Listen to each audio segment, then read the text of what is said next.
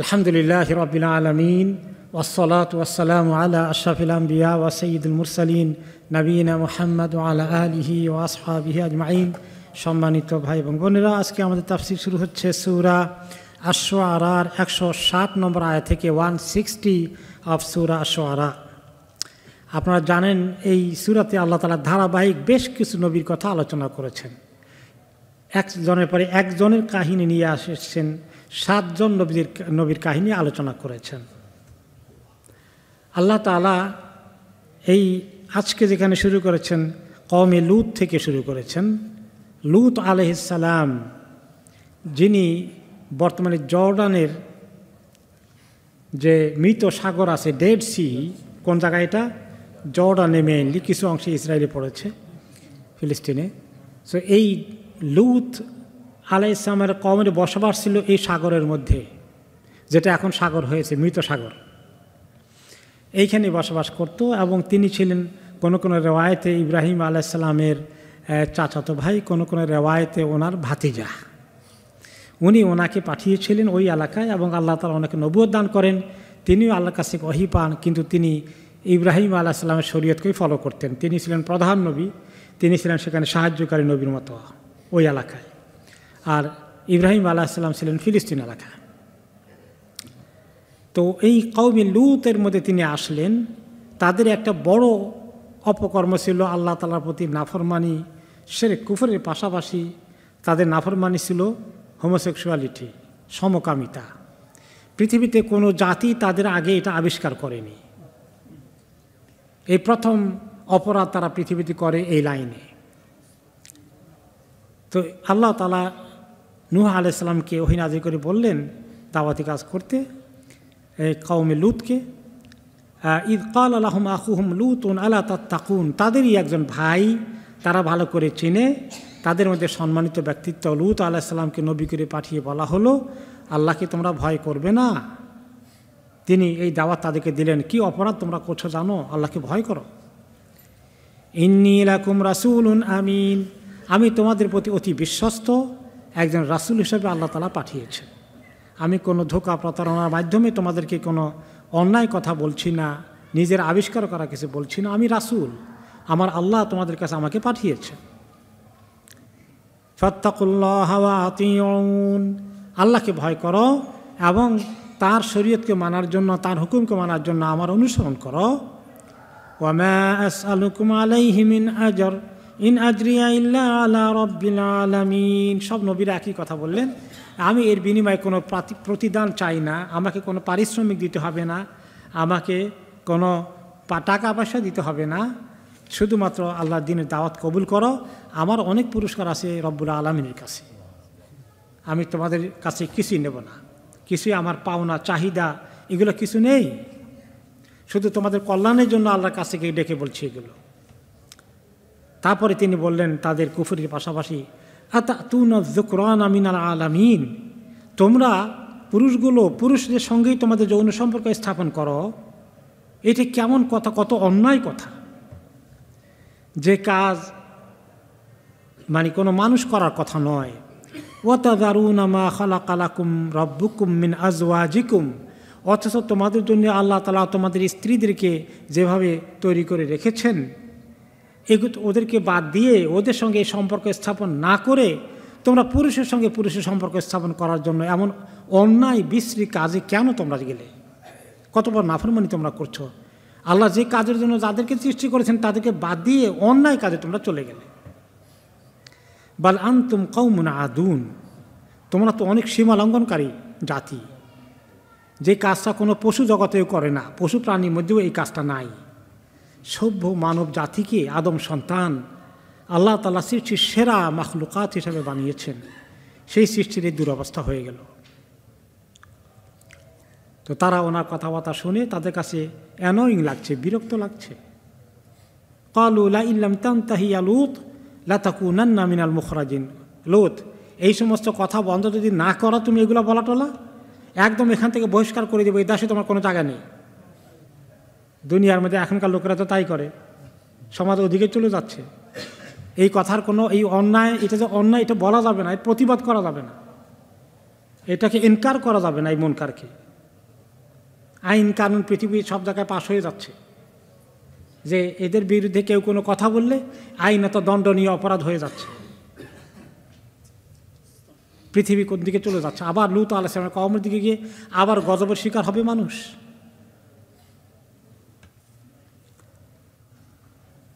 তো উনি এগুলা শুনে তিনি কতদিন, একদিন দুই দিনের কথা নয়, বহুদিন দাওয়াত দিলেন। দিয়ে তিনি কি করবেন, কত কষ্টে আছেন।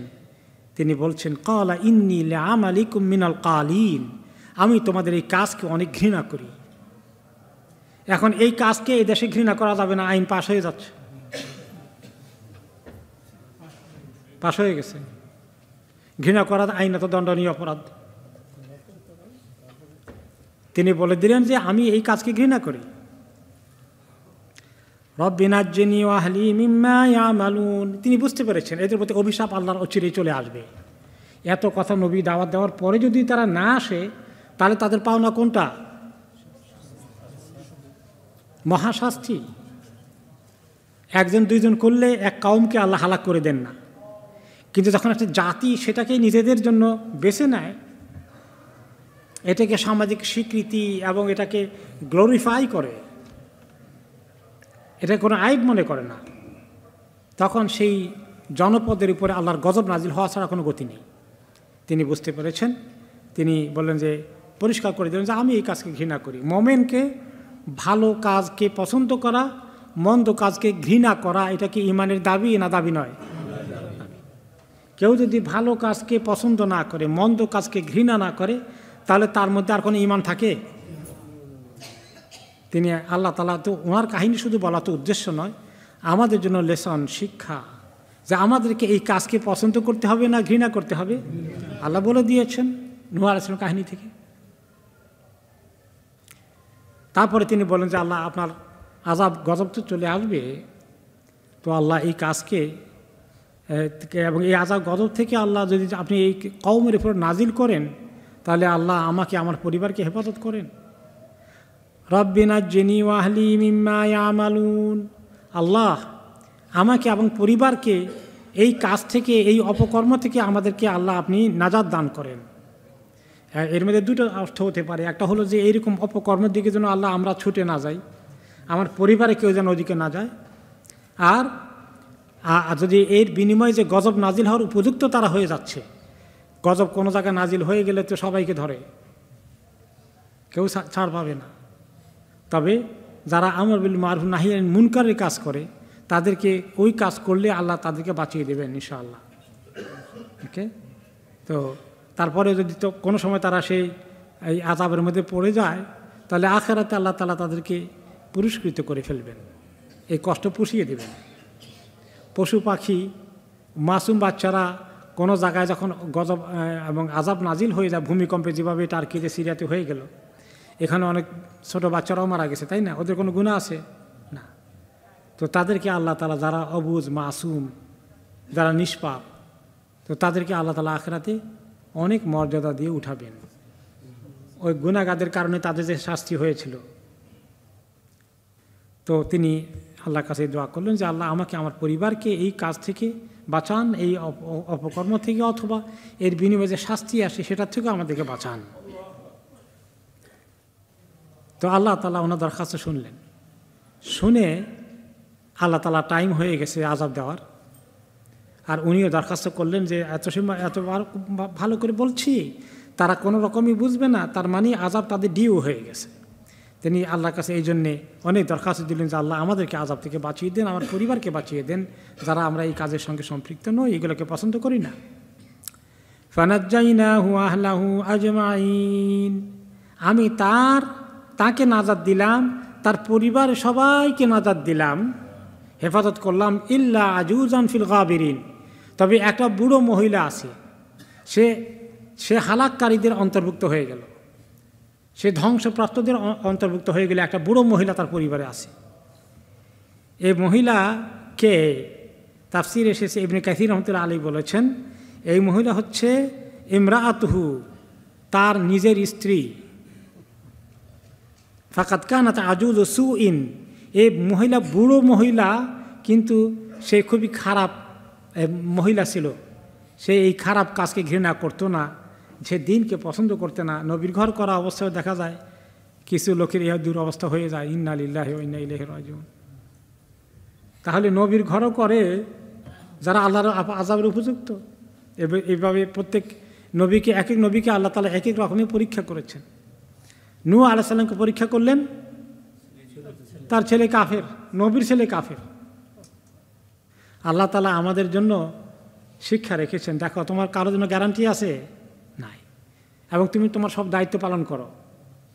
তুমি যদি দায়িত্ব পালন করো, ছেলে কাফের হয়ে যায়, তাহলে তোমাকে আল্লাহ পাকড়াও করবেন না। কিন্তু আমার আপনার গাফলতির কারণে আমাদের ছেলে মেয়ে যদি বেদিন হয়ে যায়, গুনাহগার হয়ে যায়, ফাসেক ফাজের হয়ে যায়, আমরা যদি দায়িত্ব পালন না করে থাকি, তাহলে আমাদের আল্লাহর কাছে খবর আছে, আমরা আটকে যাব। আর আমরা দায়িত্ব পালন করেছি, তারা নিজেরা তাদের কপাল পোড়া, তারা খারাপ রাস্তা দিকে চলে গিয়েছে, আল্লাহ তাআলা আমাদেরকে ছেড়ে দেবেন ইনশাআল্লাহ। নূহ আলাইহিস সালাম একজন নবী, ছেলে পেলের প্রতি দায়িত্ব পালন করেন নাই, স্ত্রীকে বুঝান নাই, এটা তো আমরা চিন্তা করতে পারি না। ওনার ক্ষেত্রে অবশ্য শুধু ছেলের কথাই আসছে, ওনার স্ত্রীর কথা আসেনি। নূহ আলাইহিস সালামের ক্ষেত্রে ছেলে, ইব্রাহিম আলাইহিস সালামের ক্ষেত্রে বাবা। তাহলে ছেলে দিনদার, বাবা বেদিন, এটার এক্সাম্পলও আছে। এই জন্য ছেলেপেলেরা বাবাকে বোঝানোর দায়িত্ব পালন করবে, কিন্তু হেদায়েত দেওয়ার দায়িত্ব কি কারো হাতে আছে? কার হাতে? আল্লাহ তাআলার হাতে। তাহলে আমরা সবাই চেষ্টা করতে থাকবো পিতামাতাকে বোঝানোর জন্য। যদি পিতামাতা বেদিন হয়, গোমরা হয়, ফাসেক ফাজের হয়, তাহলে বিবির এক্সাম্পল গেল, পিতার এক্সাম্পল গেল। তারপরে নূহ আলাইহিস সালামের এক্সাম্পল কী ছিল? ও ছেলে গেল, ইব্রাহিম আলাইহিস সালাম পিতা গেল, ইব্রাহিম আলাইহিস সালাম বাবা গেল। এবারে আসলে স্ত্রী হলো কার? লূত আলাইহিস সালামের। স্বামী নবী আর স্ত্রীর এই দুরবস্থা। উল্টা আছে আবার কোনটা? ফেরাউন, তার স্ত্রীকে আসিয়া রাদিয়াল্লাহু আনহা। সুবহানাল্লাহ। তাহলে কার জন্য সান্ত্বনা নাই? যারা স্বামী দিনদার, স্ত্রী অবস্থা কাহিল, তাদের জন্য এক্সাম্পল আছে। স্ত্রী দিনদার, স্বামীর অবস্থা উল্টা, তারও এক্সাম্পল আছে। পিতা ভালো, ছেলে খারাপ, তারও এক্সাম্পল আছে। ছেলে মেয়ে ভালো, পিতা মাতা দুষ্ট, এটারও এক্সাম্পল আছে। সুবহানাল্লাহ। কেউ যদি বলে যে আমি দিনদার, আমার কপালে পড়লো কেন, আমি মুসিবতে কেন পড়লাম, আল্লাহ তাআলা মাফ করুন এই পরীক্ষা থেকে আমাদেরকে। চেষ্টা আমরা করে দিতে হবে। স্বামীকে চেষ্টা করতে হবে স্ত্রীর হেদায়েতের জন্য, স্ত্রীকে চেষ্টা করতে হবে স্বামীর হেদায়েতের জন্য। বাকিটা আল্লাহ তাআলা দেখবেন। আপনি চেষ্টা করেছেন কিনা, আমি চেষ্টা করেছি কিনা, এটা আল্লাহ তাআলা আমাদের থেকে আদায় করবেন। তার স্ত্রী বাকিয়াত ফাহালাকাত মান বাকিয়া মিন কওমিহা। তো লূত আলাইহিস সালামকে আল্লাহ তাআলা, পুরো কাহিনী অন্য আয়াতে আমরা শুনেছি যে লূত আলাইহিস সালামকে আল্লাহ যখন হুকুম দিলেন, দুইজন ফেরেশতা আসছিলেন, আমরা অন্য জায়গায় তাফসীর শুনেছি যে ওনার ঘরে মেহমান হিসাবে। আর দুজন ফেরেশতার রূপ আল্লাহ তাআলা দিয়েছেন। কী রূপ দিয়েছিলেন? নওজোয়ান, টিন এজ বালক, খুব সুন্দর করে, যেগুলাকে তারা খোরাক মনে করত। এই দুটো যখন নূহ আলাইহিস সালাম ঘরে আসলো, ওনাকে কোনো মেসেজ দেওয়া হয় নাই উনি কী জন্য, ওরা দুজন কী জন্য আসছেন। ওনারা ফেরেশতা না মানুষ? উনি তো মানুষ মনে করে বসে আছেন। মানুষের সুরতে দুইজন ফেরেশতা আসছেন, মানে কিশোর, যেগুলো তারা খুব আকর্ষণ নিয়ে আসতে চায়। এত সুন্দর দুইটা যুবক ওনার ঘরে আসলেন। তিনি বলি, তোমরা কোত্থেকে আসছি? ইয়া আল্লাহ, কী মুসিবতে পড়লাম, এই জালেমদের হাত থেকে তোমাদেরকে আমি কেমনি উদ্ধার করব। তারা পরিচয় দেননি যে তারা দুজন ফেরেশতা। তিনি বলেন, হায় রে, আমার যদি একটা বড় দল থাকতো, জালিমরা আসলে এই দল দিয়ে তাদেরকে পিটে অর্থাৎ ভাগাতাম তোমাদের হেফাজতের জন্য। তো ওনার পেরেশানি দেখে ওনারা বললেন, চিন্তা করবেন না, আমরা তো মানুষ না, আমরা আসছি একটা মিশন নিয়ে আল্লাহ তাআলা পাঠিয়েছেন। তা আমাদেরকে দেখে যখন তারা আসবে, ওই সময় আল্লাহ তাআলা তাদেরকে ধরার জন্য আমাদেরকে পাঠিয়েছেন। তারা এসে সব বলছে, খবর হয়ে গেছে যে চলো, দুই জিনিস পাওয়া গেছে, দলে দলে আসছে। আর ওই সময় আল্লাহ তাআলা আযাব তাদেরকে দিলেন। আর তার আগেই নূহ আলাইহিস সালামকে বলে দিচ্ছেন যে তাড়াতাড়ি লূত আলাইহিস সালামকে বলে দিলেন, তাড়াতাড়ি পার হয়ে যান আপনার ফ্যামিলি নিয়ে, তবে আপনার স্ত্রী তাকে নেবেন না, সে নিজেও যাবে না। তো উনি চলে গেলেন। স্ত্রী গেল না, স্ত্রী কাফেরদের সঙ্গে থাকবে, শি ইজ নট ইন্টারেস্টেড, আর উনি দেখছেন তার কপালে নাই হিদায়াত, তো তিনি থেকে গেলেন, স্ত্রী থেকে গেল। আল্লাহ তাআলা কী করলেন?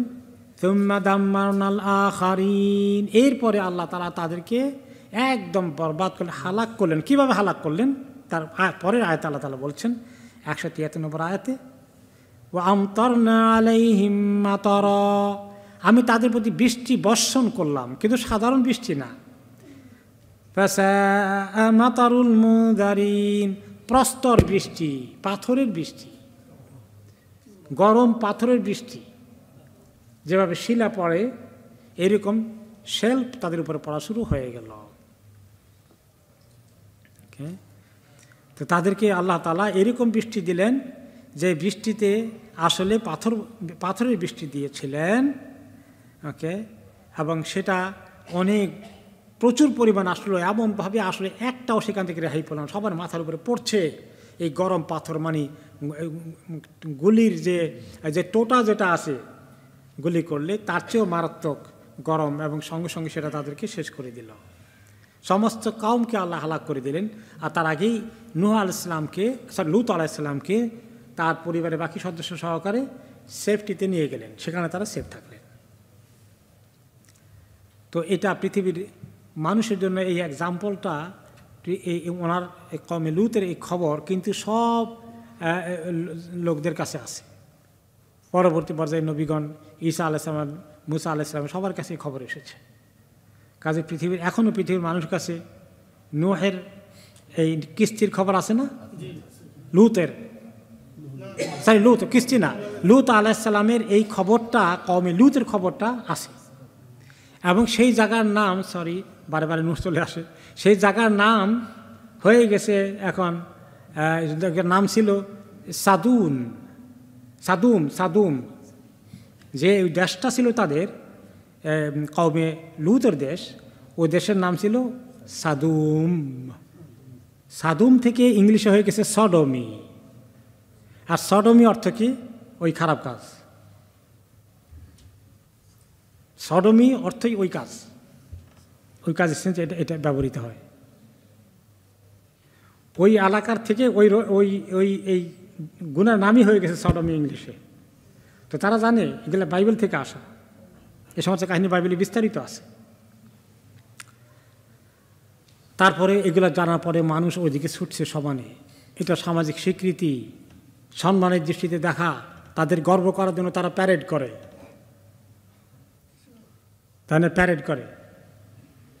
গর্ব করার জন্য, প্রাইড, গর্বিত। তো এগুলো করে আল্লাহ তাআলা হালাক করে দিলেন। এখন এই হালাক হওয়ার পরেও পৃথিবীর মানুষ এই কাহিনী শোনার পরেও এই লাইনে চলে গেছে। এইমাত্র আজকে ফোন আসলো, আমি নাম বলবো না, পরিচয় বলবো না, কাজেই যদি মা বাবা শুনে থাকেন মাইন্ড করবেন না, কিন্তু আমাদের শিক্ষার জন্য দরকার আছে। একজন কচি ইয়াং বয়সের মেয়ে বাড়ি থেকে চলে গেছে, এবং একটা নন মুসলিম মেয়ের সঙ্গে তার এই সম্পর্ক নিয়ে সে ওখানে গিয়ে থাকা শুরু করে দিয়েছে। আজ 1 মাস হয়ে গেছে। পিতামাতা কাঁদতে কাঁদতে অস্থির হয়ে গেছে। স্কুল, কলেজ, ইউনিভার্সিটিতে এগুলোর সয়লাভ চলছে, অধিকার দেওয়া হয়ে গেছে। কোনো ছেলে মেয়ে লাইনে গেলে পিতামাতার পরে যোগাযোগ করেছে, পুলিশ বলে দিয়েছে না, খবরদার, তুমি তার খোঁজখবর নিতে পারবো না, খোঁজখবর নেওয়া অ্যালাউড না। এই আমাদের সমাজে মুসলমানদের ছেলে মেয়ে ওদিকে রওনা করে দিয়েছে। এগুলোকে আমরা কত সিরিয়াসলি নিতে হবে, কিভাবে আমাদের ছেলে মেয়েকে দিনের উপরে রাখবো, এগুলোর ব্যাপারে কোনো ধরনের নেগেটিভ মন্তব্য করা যাবে না, আইনত নিষেধ। কিন্তু একটা কথা বলার এখনও আইনে অ্যালাউ করে যে আমাদের ধর্মে, কোনো ধর্মে এটাকে জায়েজ নেই, কোনো ধর্ম এটাকে রাইট মানে কোনো ধর্মের দৃষ্টিতে এটা গুনাহ, এগুলো কিন্তু আবার এই দেশে আইনে অ্যালাউ করে এই কথা বলা। কিন্তু তুমি খারাপ এই কথা বলা আবার আইনতে অ্যালাউড না। ধর্মে জায়েজ নাই, কোনো ধর্মে এটাকে এখন খ্রিস্ট ধর্মেও অ্যালাউ করে নাই। যদি খ্রিস্ট ধর্মের মধ্যে ওদের চার্চে কেউ এরকম সমকামীদের বিয়ে পড়িয়ে দিয়েছে, পুরুষে বিয়ে করে দিয়েছে, কিন্তু তারা জানে তাদের ধর্মে এটা অ্যালাউড নাই। তো এইটা এখনও বলার সুযোগ আছে যে এটা আমাদের ধর্মে অ্যালাউড নাই, কিন্তু এটা খারাপ, এদেরকে নিন্দা করা, এটা তারা আইনত দণ্ডনীয় অপরাধ। বুঝতে পেরেছেন? এখন আমাদের ছেলে মেয়ে ওই লাইনে চলে গেলে মা বাবার কোনো রাইট নাই তাদেরকে হয়তো সরিয়ে আসা। তাদেরকে যখন পুলিশের কাছে আশ্রয় চাইবে, তাদের আশ্রয় ব্যবস্থা হয়ে যাবে। মা বাবা কান্নাকাটি করছেন এখন। এই সমাজে তো আমরা বসবাস করছি। তাহলে কি পরিমাণ সতর্ক থাকতে হবে? স্কুল কলেজের সিলেবাসের মধ্যে এগুলো ঢুকিয়ে দেওয়া আছে। তাদের যুক্তি হলো যে কোনো ছেলে মেয়ে যদি এই লাইনে হয়, কোনো মানুষ যদি এই লাইনে হয়, এটাকে যদি লোকেরা ঘৃণা করে তাহলে সে বুলিড হবে, বুলির শিকার হবে। কাজেই একজন মানুষ হিসাবে তার রাইট আছে, অধিকার আছে, তার ফ্রিডম আছে। যে কীভাবে সে এটাকে তার জীবনে যৌন দিকটা কোন দিক কীভাবে পূরণ করবে, এটা তার ব্যক্তিগত অধিকার। কারো এখানে ভালো মন্দ বলার কোনো রাইট নাই। এবং আমার কাছে বলছি আপনাদেরকে আরও আগে যে লন্ডনের বাইরে একটা লেকচারে পরে একটা ইয়াং ছেলে বলল যে ইসলাম কেন এই সমকামিতা অ্যালাউ করে না। একটা মানুষের এটা নিজস্ব চয়েস, সে যেটা চুজ করে। কেন মুসলমান ছেলে আমাকে বলতেছে লেকচারের পরে। আর একটা মুসলিম ছেলে ইউনিভার্সিটিতে পড়ে, লন্ডন ইউনিভার্সিটিতে, এসে বলল একদম কনভিন্স, এবং সায়েন্সের টিচার এবার ভালো করে বোঝায়, দেখো একটা ছেলে মেয়ের জন্ম হয় লিঙ্গভেদে, জন্ম হয় লিঙ্গ, এটা জন্মগত। তখন তার কোনো যৌন চাহিদা থাকে না, ছেলে হিসাবে মেয়ে হিসাবে আমরা জন্ম হলাম, এটা ঠিক আছে। যখন যৌন চাহিদা আসে বড় বয়সে, তখন আরেকটা যে ছেলে তার একটা মেয়ে নিয়ে সংসার করবে, একটা মেয়ে ছেলে নিয়ে তার জীবন কাটাবে, এটা যেমন হতে পারে। ছেলে ছেলেকে নিয়ে জীবন কাটাবে, মেয়ে মেয়েকে নিয়ে জীবন কাটাবে, এটাও হতে পারে, এটা তার খুশি। এখানে কেউ কাকে এটাকে মন্দ বলার কোনো সুযোগ নাই। এটা হলো এই সারা পৃথিবীর এই কালচারের দিকে এগিয়ে যাচ্ছে, এবং মুসলিম দেশে, আমাদের দেশে এটা সিলেবাসের মধ্যে ঢুকে যাচ্ছে। সুবহানাল্লাহ। তাহলে উপায় কি, রাস্তা কোনটা? এই লাইনে চলে গেলে আমাকে অনেক কান্নাকারি করে বললাম, আমরা কী করবো, আমাদেরকে বলেন, আমাদেরকে একটা উপায় দেন, আমাদেরকে একটা কিছু করেন। আমি কি করব বলেন? কিছু করার আছে? তাহলে ঘটনা ঘটে গেলে এটাকে ঠিক করা এত সহজ হবে? তার আগে ছেলে মেয়েকে আমরা একদম মিলেমিশে মা বাবা এমনি করে ধরে রাখতে হবে, তাদের সঙ্গে খোলামেলা কথাবার্তা, সময় দেওয়া, সঙ্গ কাটানো। আর যদি আমরা খালি চিন্তা করি বাবার সময় নাই, কারণ চাকরি এত বেশি করেন, ডবল টাকা করেন, 2 নম্বরটা করেন, 1 নম্বরটা শেষ করি, আবার পার্ট টাইমেতে যান, দেশে কবে ফ্ল্যাট কিনবেন, কবে প্লট কিনবেন, জায়গা জমি কটা ঠিক হলো, এইগুলোর দিকে খালি সময় দেওয়া, ছেলে মেয়ের সঙ্গে দেওয়ার সময় যদি আমাদের না থাকে, আর মা আছে খালি পাক শাক আর এই বাড়ি ঘর সাফ করার জন্য ঠিক আছে লেগে আসেন, বাকি সময় তো সোশ্যাল মিডিয়া আছে, ফোন আছে, এইগুলো যে নষ্ট হয়, নষ্ট হওয়ার পিছনে কোন জিনিস বেশি, কোন উপায়টা বেশি কাজ করে? এই social media, mobile phone, internet, এর মাধ্যমেই হয়। তো এখন ঘরে সবার কাছে ইন্টারনেট আছে, বাবা ওনার ইন্টারনেটের দাসে ফোন করতেছেন, গল্পগুজব করতেছেন, এখানে সামাজিক মিটিংয়ে আছেন, আর মাও এরকম টেলিফোনের মধ্যে দেশে কথা বলেন, ফেসবুকে বলেন, তারপরে কীতে বলেন, হোয়াটসঅ্যাপ কল দিচ্ছেন, ফ্রি, পয়সা লাগে না, বিল আসে না এক্সট্রা, নো প্রবলেম। আর বাচ্চারা তাদের আপন রুমে রুমে এগুলো নিয়ে ব্যস্ত আছে, হোয়াটসঅ্যাপের মধ্যে বিভিন্ন রকমের আরও অনেক কিছু আছে। তো এগুলো করে করি, এবং এই লিঙ্কগুলো ছড়াই বেশি হোয়াটসঅ্যাপ দিয়ে এবং এই মোবাইল ফোনের মাধ্যমে। স্কুলের ছেলে মেয়েরা যারা এখন এদিকে একবার ঝুঁকে, তারা অন্যদিকে দাওয়া দিয়ে ওইদিকে নিয়ে যায়, অন্যদিকে তারা এগুলো কমিউনিকেশন করে, এবং স্কুলের সিলেবাসের মধ্যে ঢুকে গিয়েছে। আমি ইসলামে একটা লেকচার আয়োজন করছিল, সেখানে গেলাম, প্রাইমারি না সেকেন্ডারি স্কুলের বাচ্চা বোধহয় ছিল, বয়স বোধহয় 10টা 6 হবে, নাকি ইয়ার 6-এর বাচ্চা ছিল সম্ভবত। হ্যাঁ, তো আমি যখন এগুলো বললাম যে স্কুলেতে এগুলো হয়তো আপনারা খবর নিয়েন, প্যারেন্টসের রাইট আছে যে স্কুলে কী পড়ায়, সিলেবাস কী, ভিডিও কোনটা দেখানো হবে এই সাবজেক্টের মধ্যে, আমি জানতে চাই। প্যারেন্টস হিসাবে রাইট আছে, গভর্নমেন্ট দিয়েছে রাইট, আপনাকে গভর্নমেন্ট রাইট দিয়েছে, আপনি জানতে পারবেন। এবং গভর্নমেন্ট আরেকটা বলে দিয়েছে সরকার, যে এটা কম্পালসারি হলো ঠিক আছে, কিন্তু প্যারেন্টসদের রিলিজিয়াস ব্যাকগ্রাউন্ড, কালচারাল ব্যাকগ্রাউন্ডকে তারা কনসিডার করতে হবে, এবং প্যারেন্টসরা সে রাইট আদায় করতে পারলে আদায় করতে পারবে। কিন্তু প্যারেন্টসরা জিজ্ঞাসা করলে তারা কি বলবে? সব বলবে আপনাকে না যে এগুলো এগুলো পড়াই, সবগুলো দেখাবে না। আর বেশি ইয়ে করলে আমাদের তো ইংলিশ বলতেও কষ্ট হয় কিনা কারো কারো। তারপরে এত তর্ক করে ফেললে আবার আমার ছেলে এটাকে ভালো করে দেখবে টেকবে না। তা আমার লেকচারের পরে একটা বাচ্চা এসে বলল, একটা কথা প্রাইভেটলি আপনাকে বলি, আপনি যা যা বলছেন এগুলো সব স্কুলে শিখাইছে, আমার খুব খারাপ লাগে, আমি কি করি? আহারে বাচ্চারা চেহারা দিকে থেকে আমার এত কষ্ট লাগলো। আমি বলি তোমার পিতামাতার সঙ্গে শেয়ার করো, তারা কি টিচারের সঙ্গে বলুক আমার বাচ্চার কষ্ট হচ্ছে, সাইকোলজিক্যাল প্রবলেম হচ্ছে, তার লেখাপড়া অগ্রসর হবে কেমন, সে যেটা পছন্দ করে এটা তাকে জোর করে খাওয়ানোর চেষ্টা করা হচ্ছে। খবর নিতে হবে না নেব না? খোঁজখবর রাখেন, খোঁজখবর রাখেন, ছেলে মেয়েদেরকে স্কুল দিয়েছেন যে প্রাইমারি সেকেন্ডারি। এই ব্যাপারে যদি আরও কিছু জানতে হয় তাহলে জানার ব্যবস্থা আছে।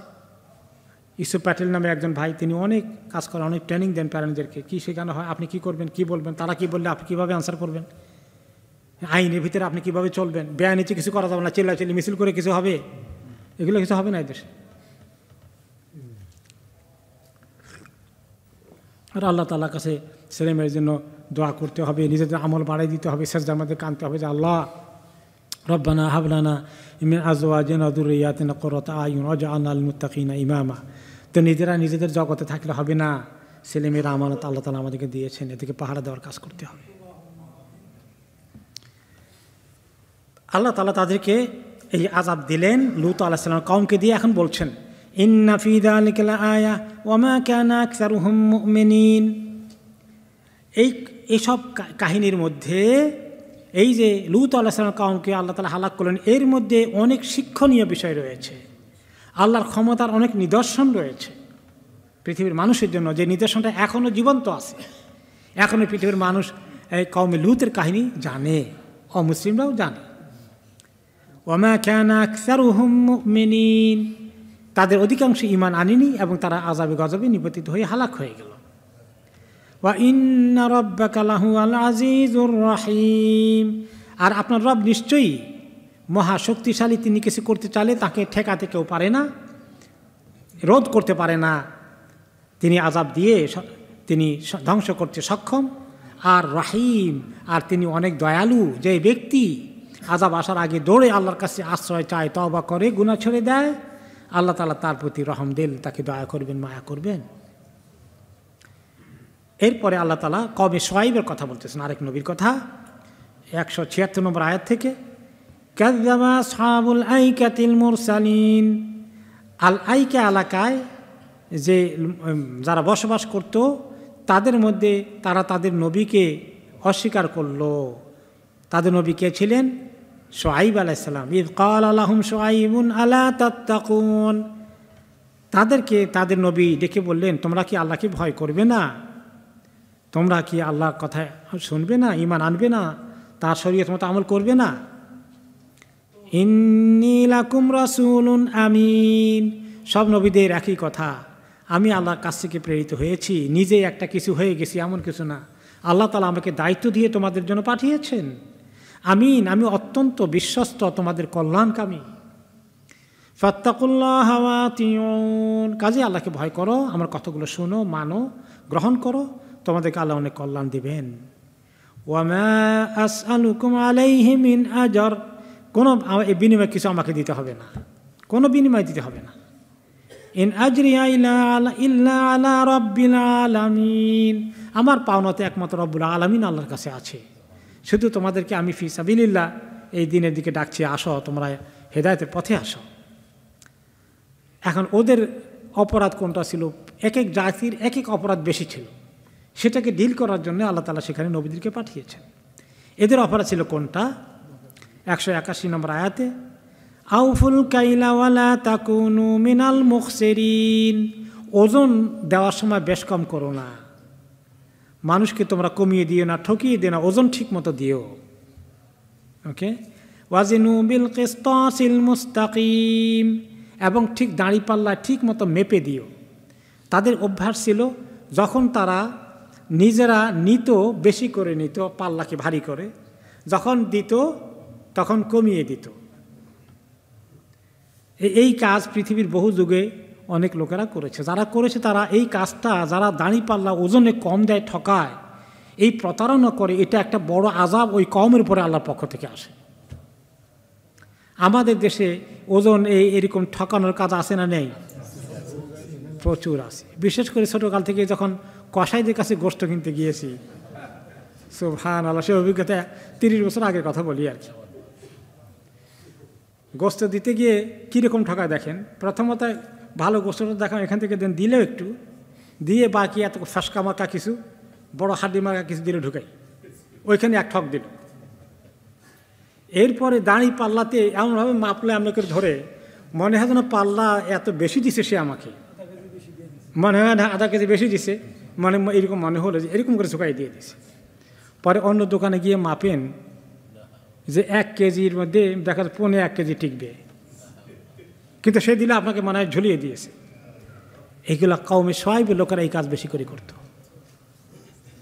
আর কোনো কিছু কিনতে গেলে বেশি করে আদায় করে তাদের দাঁড়ি পাল্লা দিয়ে তারা যখন মাপে বেশি করে নিয়ে নেয়, এই কাজ করে। তো আউফুল কাইলা ওয়ালা তাকুনু মিনাল মুখসিরিন। ওকে, তো তারা শুধু এটাই করতো না, এখানে তারা অনেক রকমের এই ঠকানোর কাজ করত, মানুষের হককে আত্মসাৎ করত, এবং তারা অনেক কিছু করত। ওজনে কম দিত, বেশি দিত, ঠকাতো, অনেক রকমের পচা মালকে ভালো বলে চালাই দিত কি সুন্দর করে। তারপরে আপনার চুরি ডাকাতি, হাইজ্যাক, মানে রাস্তার মধ্যে সুযোগ পেলে এগুলোও করতো। আমাদের সমাজেও এগুলো আছে, আমাদের সমাজে ওজন কম দেওয়া আছে, আমাদের সমাজেও চিটিং করার কাজ আছে। আপনি একটা দিন বিক্রি করলো, জমি একটা বিক্রি করবে, আপনার কাছে 3 জায়গায় বিক্রি করে ফেলছে অলরেডি, আপনিও 3 নম্বর কাস্টমার, 3 জন থেকে পয়সা নেয়, এরকমও করে। এভাবে করে আপনার পচা মাল বিক্রি করে দিচ্ছে এত সুন্দর করে লেকচার দিয়ে। এরপরে কার জায়গা কে দখল করছে, আরেকজনের জায়গা জমি দখল করে বাড়িঘর বানাই বসে আছে, একদম পরিষ্কার স্থাপিত হয়ে গেছে। এরকম ঘটনা কি 1-2টা?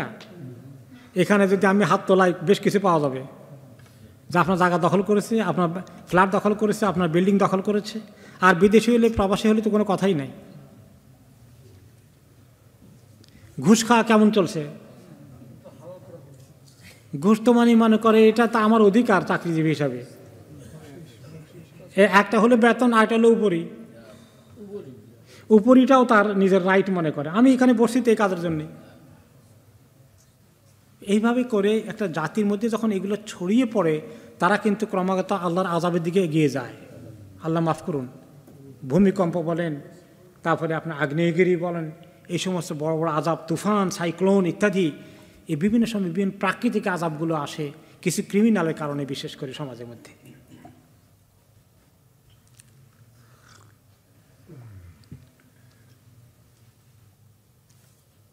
এক লোক আমাকে, এই আমাদের মসজিদের মুসল্লি, যার থেকে আসলেন, এসে বললেন যে ওনার জায়গা জমি সব দখল করে খেয়ে বসে আছে।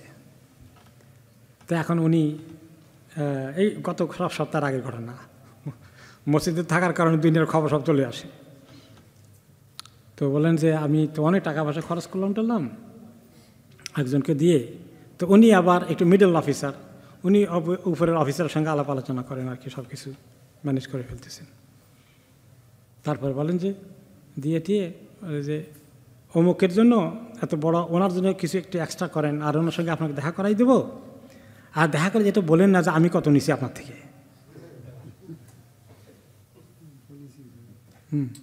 সুবহানাল্লাহ, কিভাবে এটাকে একদম তারা মনে করেছে আমার সুযোগ, আমার জন্য, আমি তো এই চাকরিতে আসি বিদায় তো এটা পাচ্ছি, অমুকে চাকরি না সেটা পাবে না, তারা এটা আমার রাইট হয়ে গেছে, চেয়ারের রাইট এটা আমার, বেতন তো নাম কাও আসছে, এটাই তো আসল ইনকাম।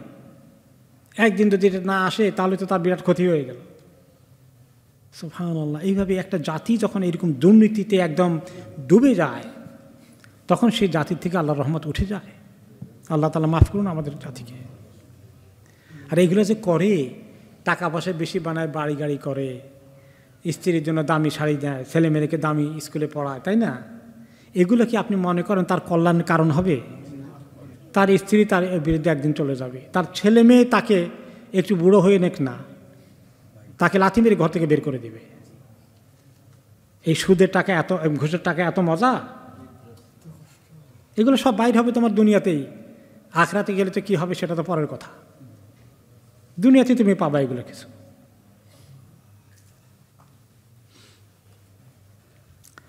তো তিনি বললেন ওয়ালা তাবখাসুন নাসা বিআশিয়াআহুম, দেখো মানুষের হক নষ্ট করো না, মানুষের জিনিসপত্র জোর করে দখল করো না, তসরফ করো না, জবরদখল করো না।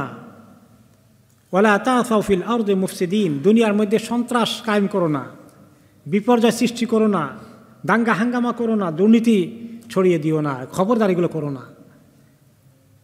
শুআয়ব আলাইহিস সালামের কওম এগুলো করতো, তিনি তাদেরকে বুঝাচ্ছেন। তাদের কাহিনী তো শেষ হয়ে গেছে, আল্লাহ তাআলা কেন কোরআনে রেখে দিয়েছে? আমাদেরকে শিক্ষা নিতে, যে কীভাবে কোন কোন কাজ করলে কীভাবে আযাব পেয়েছে, এগুলো শোনো তোমরা, মুসলিম উম্মাহ শুনে তোমরা সতর্ক হও।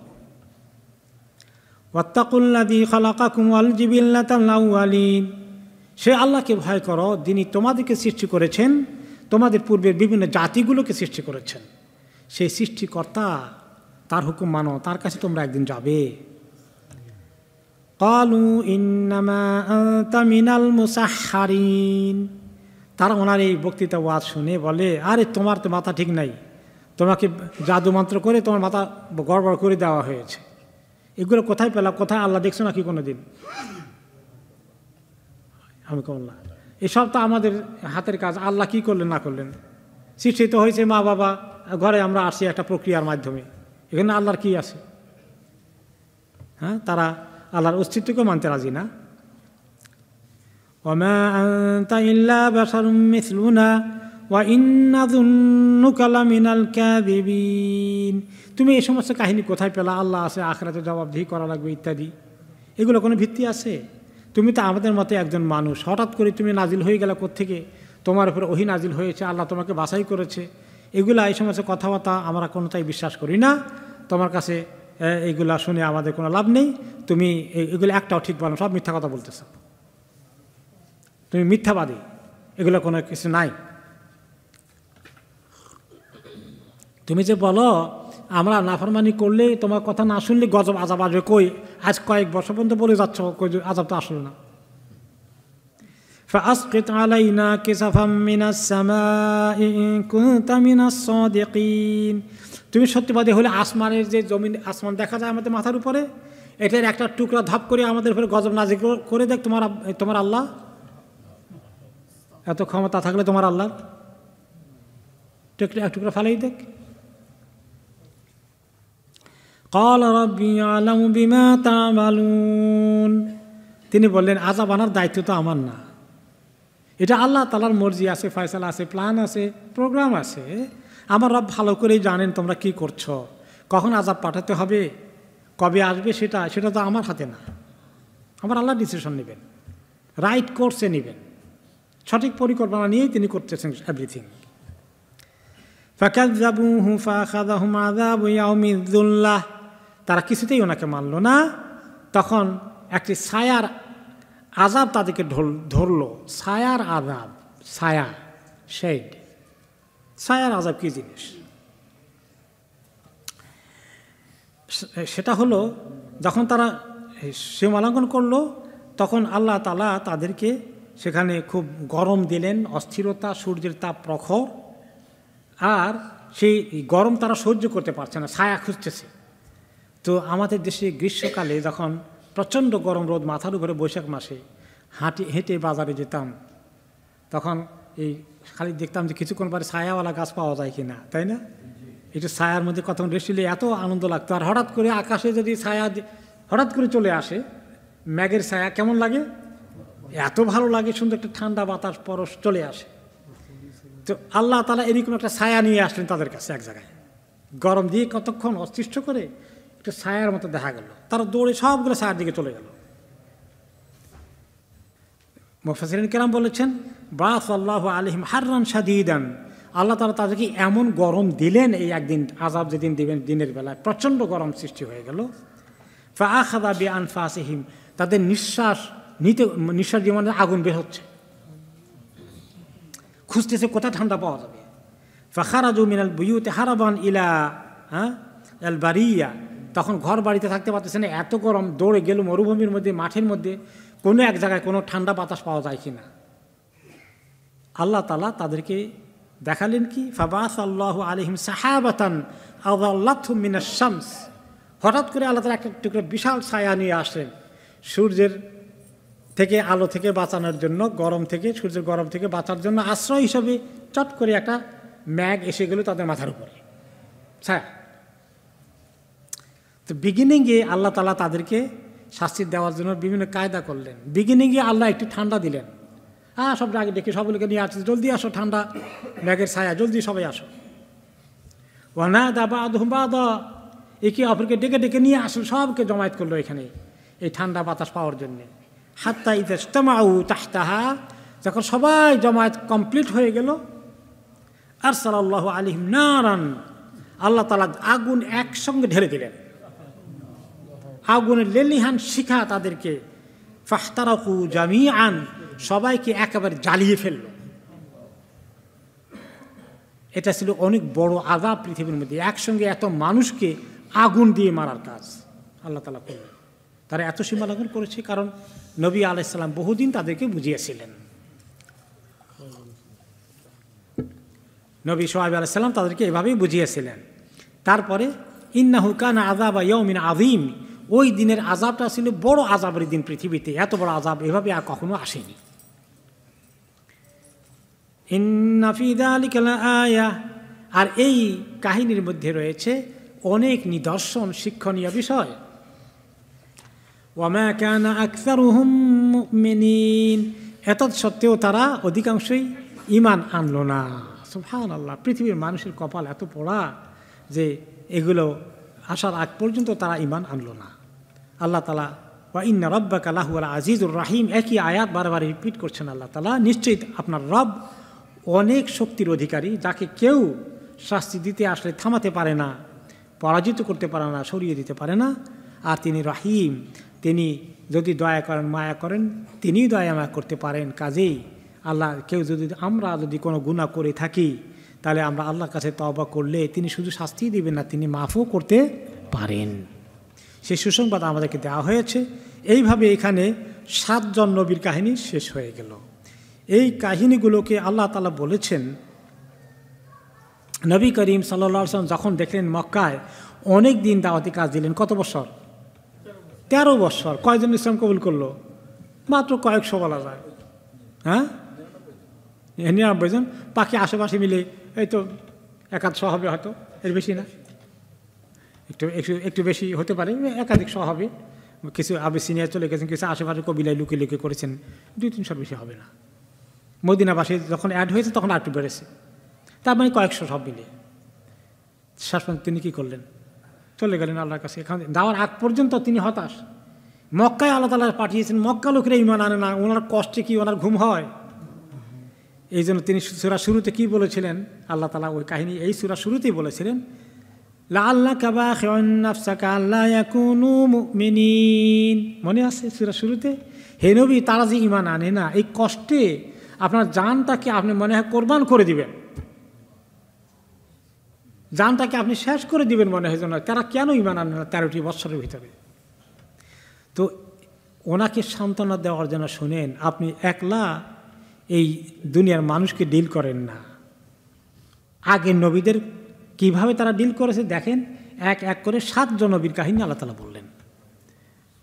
তো এর মধ্যে মুফাসসিরিন কিরাম বলেন, এই কাহিনীগুলো বলার উদ্দেশ্য হচ্ছে ফাহাদা তাসলিয়াতুন লিরাসূলিল্লাহ সাল্লাল্লাহু আলাইহি ওয়াসাল্লাম ওয়া তাখফিফুন আন আহজানিহি ওয়া আলামিহি। এখানে নবী করিম সাল্লাল্লাহু আলাইহি ওয়াসাল্লামের সান্ত্বনা রয়েছে এবং তার কষ্ট, দুঃখ এবং মনের এই কষ্ট দূর করার জন্য, হালকা করার জন্য আল্লাহ তাআলা ওনাকে এই কাহিনীগুলো বলে দিলেন। আর এটা বারে বারে করেছেন যে তিনি এর মধ্যে কি রয়েছে, শিক্ষা রয়েছে। এটার দ্বারা যারা তখনও মক্কায় ছিল, এই ওহী তাদের কাছে গেলে যে দেখো ওদের কাহিনী, ওদের কাহিনী, ওদের কাহিনী শোনো, শুনে তোমাদের জন্য শিক্ষা আছে, তোমরা এখনও যদি না সোজা হও তাহলে ওইরকম শাস্তি তোমাদেরকে গ্রাস করে ফেলে কেউ আল্লাহর আযাব থেকে বাঁচতে পারবে না। আল্লাহ তাআলা এই কাহিনীগুলো বলার পরে নবী করিম সাল্লাল্লাহু আলাইহি ওয়াসাল্লামকে সান্ত্বনা দিলেন, ওনাকে বলে দিলেন ওয়া ইন্নাহু লাতানজিলু রাব্বিল আলামিন। আজ হে নবী এবং কাফিরগণ, তোমরা সবাই শুনো, এই কোরআন, এই ওয়াহি ওনার কাছে আসে রব্বুল আলামিনের কাছ থেকে। এটাকে তোমরা সিরিয়াসলি নাও। আর এখান থেকে পরবর্তী পর্যায়ে আল্লাহ তাআলা বাকি কথাগুলোকে আমাদেরকে বলবেন। বনি ইসরাইলের ওলামাদের কাহিনী আল্লাহ তাআলা আমাদেরকে বলবেন। আগামী সপ্তাহ থেকে আমরা শুনবো ইনশাআল্লাহ তাফসীর সূরা আশ-শুআরা।